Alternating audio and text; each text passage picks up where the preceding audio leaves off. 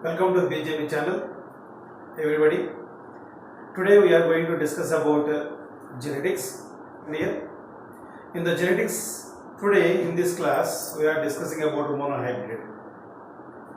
Before we are discussing about the monohybrid class, and we have to discuss about some terminology in the genetics. The basic terminologies regularly we are using in this chapter. Terminologies are, first one is the phenotype. Phenotype is nothing but the morphological makeup of an organism is nothing but phenotype. In general, whatever the characters and whatever the appearance we are seeing by seeing in a plant body, that is nothing can be considered as a phenotype. Second one is genotype. Genotypic is nothing but the genetical makeup of an organism is called genotype.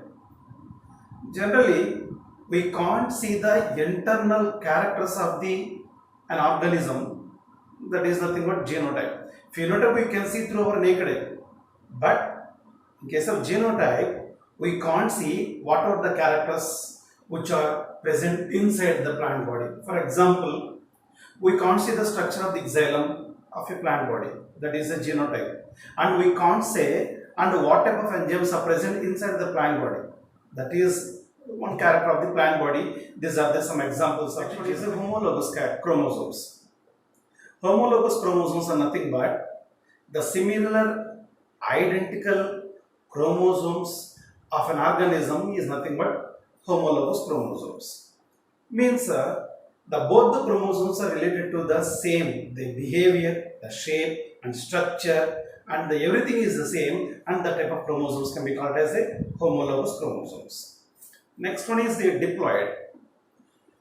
Diploid is nothing but generally the plant body, the whole plant body of a cell is in a 2n condition. Nothing but each and every cell consists of two sets of chromosomes. That's why that organism can be called as a diploid. Next terminology, haploid.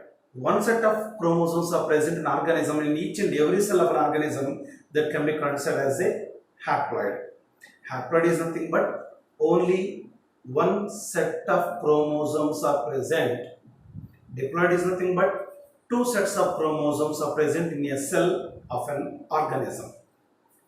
Next one is the contrasting character. Contrasting traits are nothing but, for example, height is a character. For each and every character, there are two contrasting traits. In a height character, tall and dwarf, these are the two traits. For example, shape. Shape is the character in which, in the shape character, round and wrinkle, and these are the two traits of the character. Next one is homozygous. Homozygous is nothing but the two alleles are two similar chromosomes which are located on the same loci, and they are both are very similar, and that can be called as a homozygous. The two chromosomes and with the two different contrasting traits in the same loci which are present in two different situations. Heterozygous is nothing but two different alleles which are situated at the same loci is nothing but heterozygous. Next one is the gene. It is an individual physical unit of an heredity. Gene is nothing but chromosome. Gene is nothing but chromosome.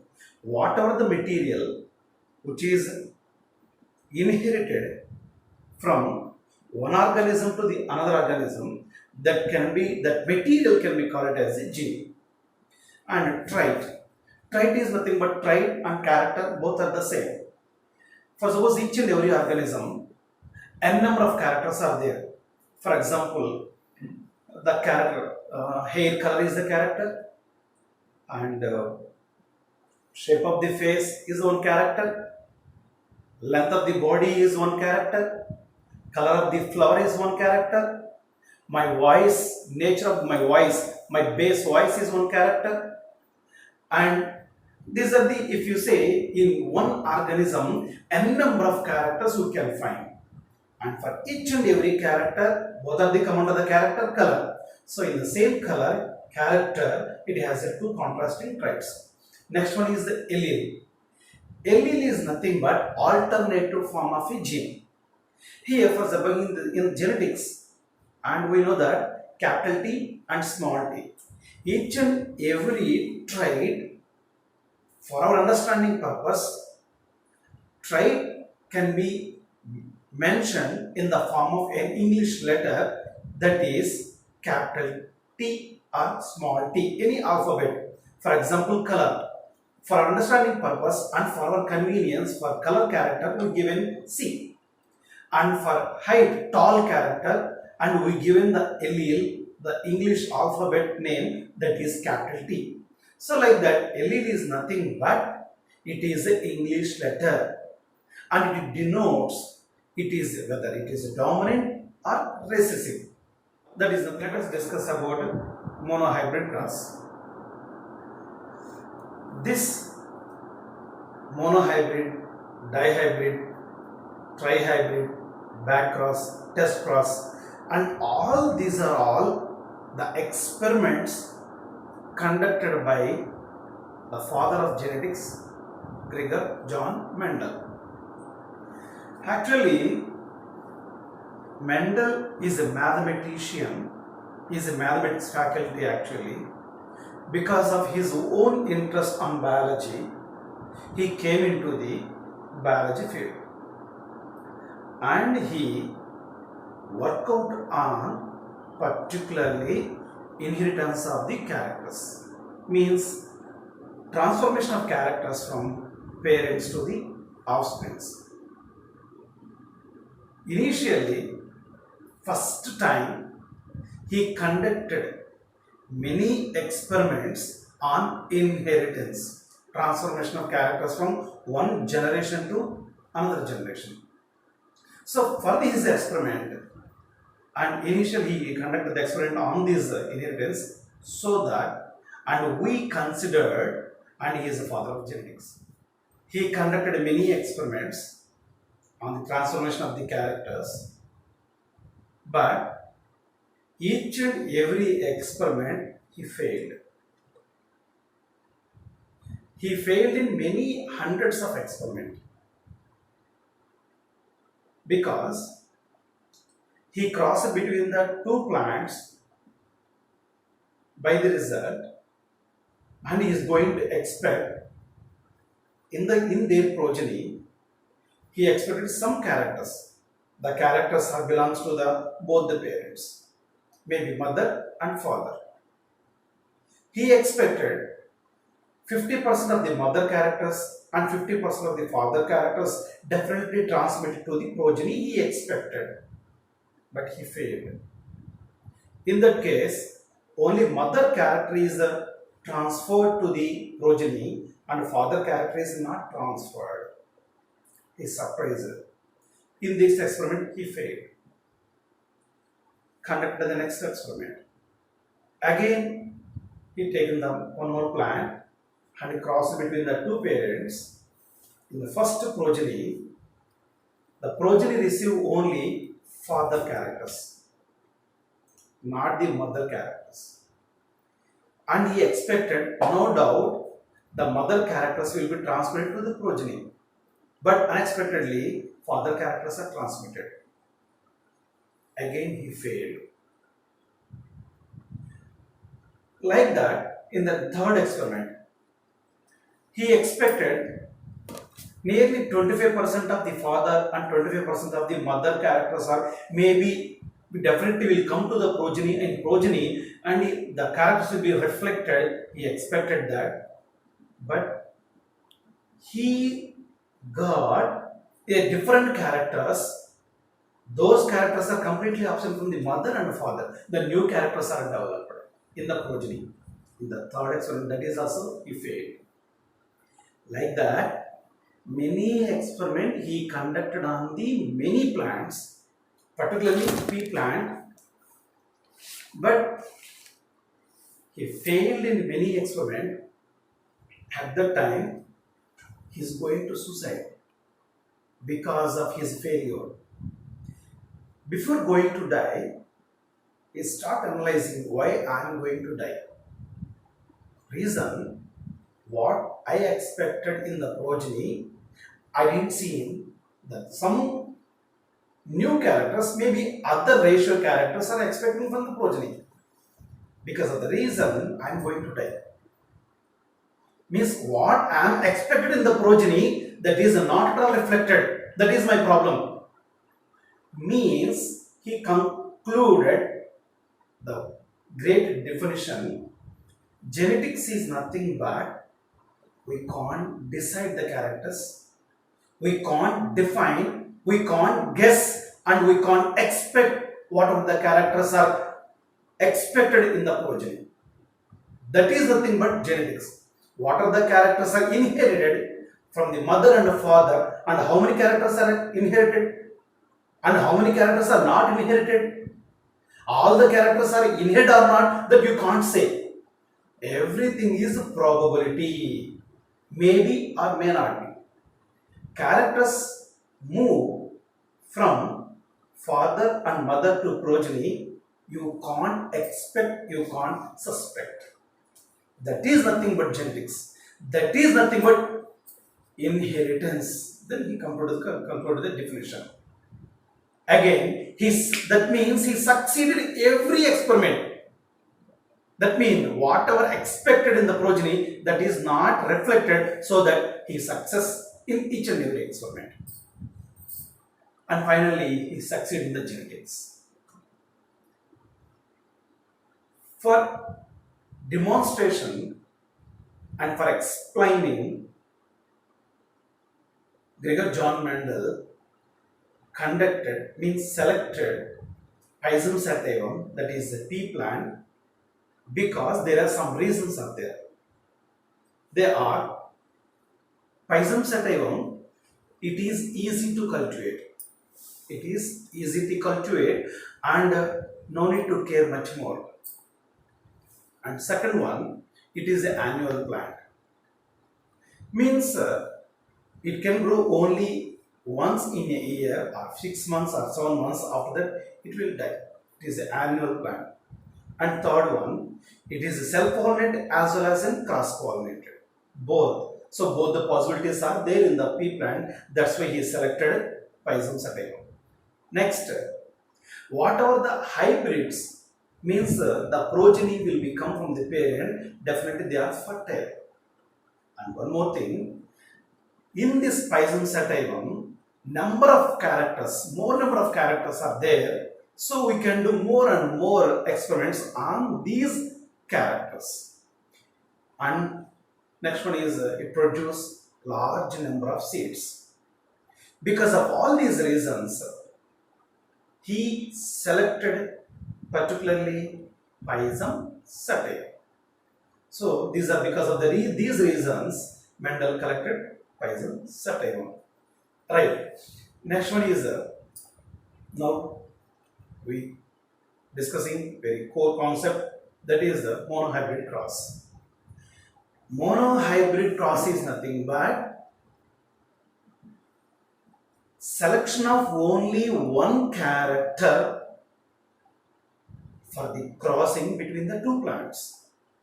He selected two plants, one is like acts as a mother and another one is acts as a father. And for this experiment, in monohybrid cross, mono means one, hybrid means only one character is selected from the Pisum sativum. In the Pisum sativum, so many characters means, mono means single. Only one character is selected out of many characters of the pea plant. In the pea plant, color of the flower, color of the pod, color of the seed, shape of the seed, shape of the flower, like that so many characters are there. Height of the plant, like there are so many characters, out of which is selected only one character to know about the progeny.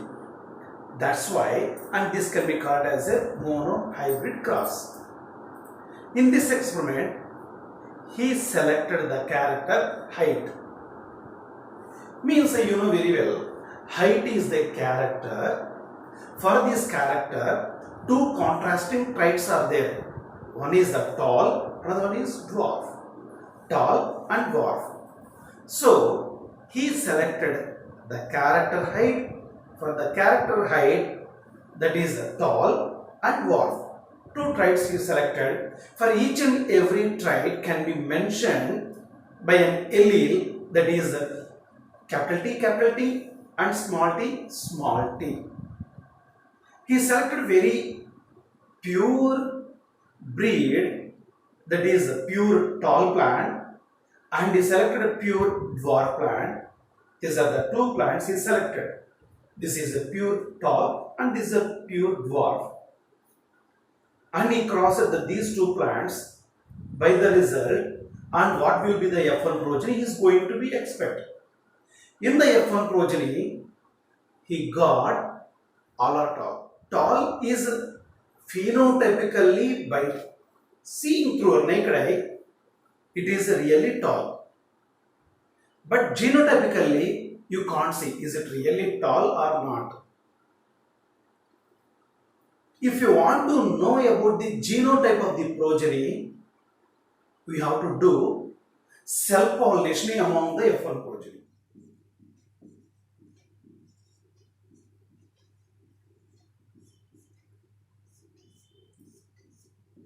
Monohybrid cross. In this monohybrid cross, we selected true breed, that is a tall, capital T. Another true breed, that is a small t, it is a dwarf. For this, this is one of the parent and this is another parent.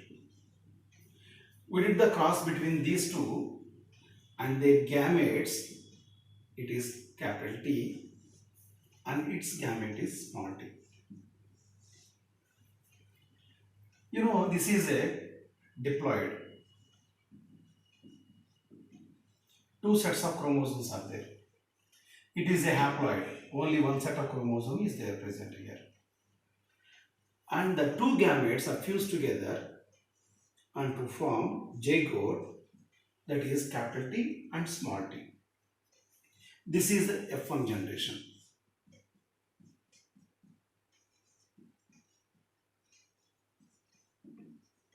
This is F1 generation. In this F1 generation, in this progeny, capital T is the dominant and small t is the recessive. But phenotypically, in the F1 generation, all are tall plants. In F1 generation, all are tall plants. Genotypically, if we say, is it a true tall? This is not true tall plant. This is a true tall plant.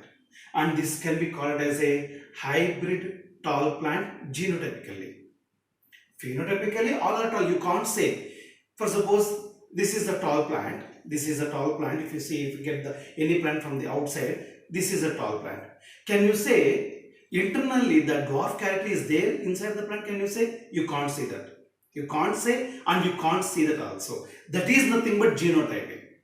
Now we have to prove this is a hybrid tall in which another parent character is also there and it is hidden. And that hidden character, how it will be expressed and elevated in the next generation. For that, what we have to do, F1 versus and F1. This F1 progeny is crossed with another F1 progeny, that is self-pollination among these.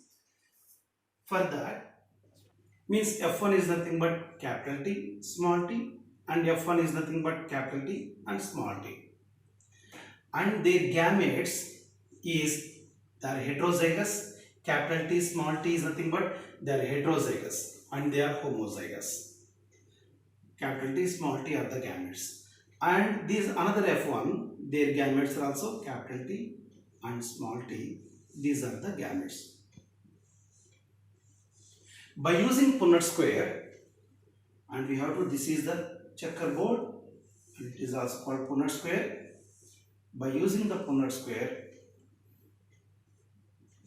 on one side we have to place the gametes of one progeny, capital T and small t. On another side we have to place the another progeny of the gametes, and these two are we have placed here, and these two gametes we have placed on the other side, and these two are, we can be considered as a one parent, and these two are considered as a one parents of the gametes. Then cross between these two gametes of the two different parents, capital T and capital T, and capital T small t, and capital T small t, and small t small t.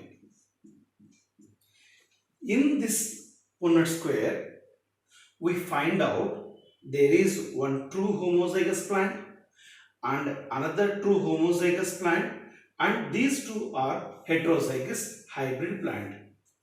In F2 generation, and we find out the another parent, the true breeding character is expressed in the F2 generation. So, to know the hidden character, the genotypic character which is present in the F1 progeny can be expressed by F2 generation. By using the punnet square in the F2 generation, we will get the genotype. Genotype is one pure tall plant and two hybrid plant and one pure dwarf plant. This is the genotype. Phenotype is nothing but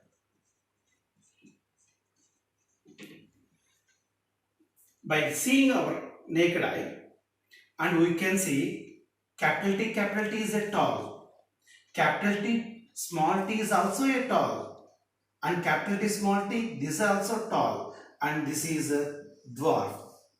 So total number of tall plants is 1 and 2 and 3. 3 are the tall plants and 1 is the dwarf plant. This is the genotype and phenotypic ratio of monohybrid cross in F2 generation. So this is by this experiment, and we come to the conclusion, transformation of characters from one parent to the one generation, and whatever the characters which are present in the F1 generation, definitely these characters are expressed in the F2 generation. Here characters are never hidden. Characters always move from one generation to another generation. That is the nature of the character. In some cases, maybe characters may be hidden, of course may are not inherit to the first generation, maybe they are not expressed in the second generation, definitely may be expressed in the third generation. That is the nature of the inheritance. Thank you. If you understand this video and like this video, please subscribe and press the bell button to know my updated videos. Thank you.